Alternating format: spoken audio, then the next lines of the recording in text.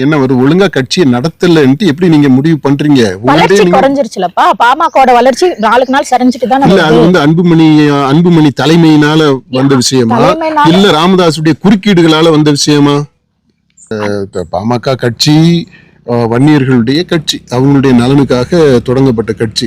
இப்போ இந்த வன்னியர்களுடைய நலனை முன்னிறுத்தி பாமகவை விட அதிகமாக தீவிரமாக உள்ளார்ந்த விதத்துல பாசத்தோட மற்ற கட்சிகள் செயல்படுதுன்னு வச்சுக்கோங்க. அப்ப என்ன ஆகும்? பாமகவுடைய சப்போர்ட் குறையத்தான் செய்யும். இப்ப அதிமுக பாருங்க, போன ஆட்சியில அதிமுக பாமகவிற்கு ஆதரவா அவங்களுடைய டிமாண்டா இருந்தது உள்ஒதுக்கீடு வேணும்ன்றது வன்னியர்களுக்கு. அதை வெற்றிகரமா செஞ்சாங்க. அப்போ அந்த கிரெடிட் வன்னியர்கள் மத்தியில அதிமுகவுக்கும் கொஞ்சம் போகத்தானே செய்யும். பாமக போராடி வந்தாங்க, சரி. ஆனா அதை நிறைவேற்றினது யாரு? ஆட்சி பொறுப்புல இருக்கிறவங்க தானே நிறைவேற்ற முடியும். இல்ல, ஆனா இதுக்கு முன்னாடி இல்ல பாமக அப்ப என்னன்னா, அப்ப நிறைவேற்றக்கூடிய அளவுக்கு ஏன் நீங்க வளரல? உங்க ஆளுகளை இது வரைக்கும் அப்ப சப்போர்ட் பண்ணலையே அந்த அளவுக்கு.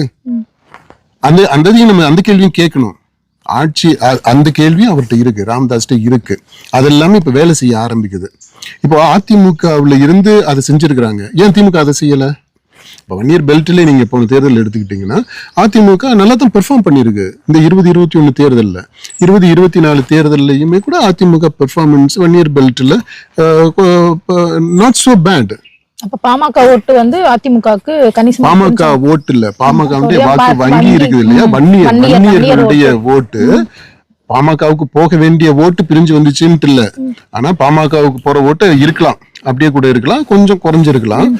ஆனா வன்னியர்களுடைய ஓட்டு கொஞ்சம் அதிகமாக அதிமுகவுக்கு போயிருக்கு அப்படின்றது வச்சிருந்தாங்க 2021 பாமக அதிமுக கூட்டணி இருக்கு. அதனால ஓரளவுக்கு ஜெல் ஆயிடுச்சு. இப்ப நம்ம அதை யாருக்கு அதிகமா போச்சு யாருக்கு குறைச்சு போச்சு அப்படின்ட்டு பிரிச்சு பார்க்க முடியாது. இனி அடுத்து வர தேர்தலில் ஒருவேளை வேற வேற அவங்க இருந்தாங்க அப்படின்னா அதற்கான சாத்தியங்கள்லாம் கூட கதவுகள் திறந்து இருக்கிறது மாதிரி தெரியுது. பாமக இங்க பாஜக கூட போகுமா, அண்ணா திமுக கூட போகுமா? அது ரெண்டு பேரும் இப்போதைக்கு பாஜக அண்ணா திமுக ஒன்னா இருக்கிறாங்க.